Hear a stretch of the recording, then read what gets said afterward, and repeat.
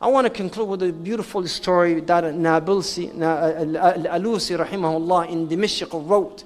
And this is a beautiful story, and this is revolved in an issue that most of us will not act that way.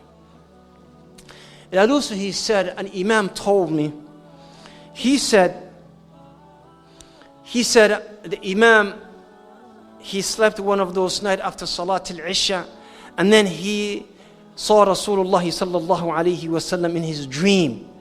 And Rasulullah sallallahu alayhi wasallam said to the Imam, Ya Imam, tell your neighbor,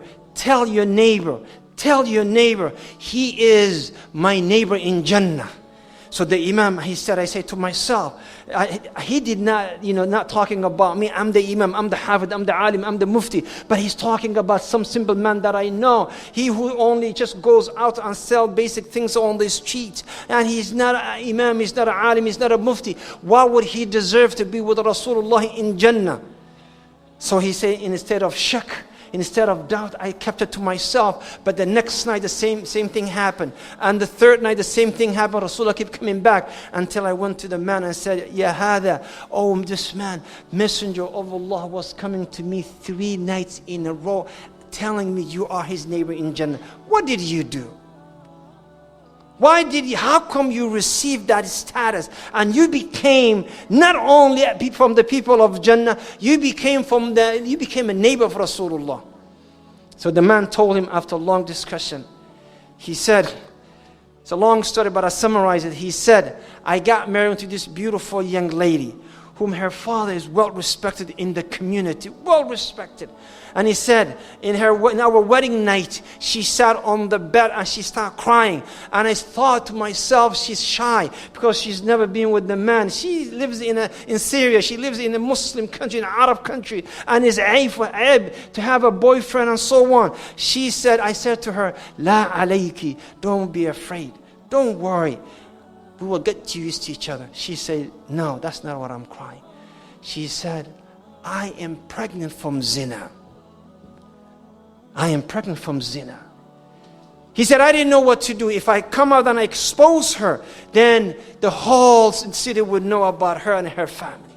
And this old man that is well respected will no longer be respected. So I decided to conceal the sin and to look into my own sins. And I said, may Allah forgive me and forgive her. And I did one thing he said. I kept her at home in a different room. And he said, finally, the night when she was delivering her child, and she delivered the child, I took that baby and I said, give the baby to me, I'll bring him to you.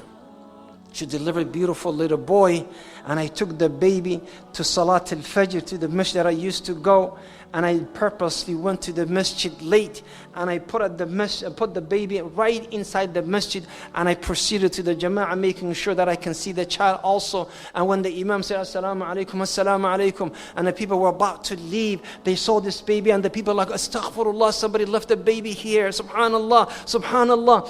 He said, then I jumped, I said, oh my God, my wife always wanted to raise a yatim. My wife always wanted to raise someone who has no parents. Give the baby to me, we will raise him. So I took the baby, I gave it to my wife. And I said to her, I will never tell your story to anyone. But I'm only telling you because I want the reward of being next to Rasulullah in Jannah sallallahu alayhi wa sallam. So ya ikhwati fillah, if you conceal someone's fall and you look into yourself, then Allah may reward you like that. أقول ما تسمعون. السلام عليكم ورحمة الله وبركاته.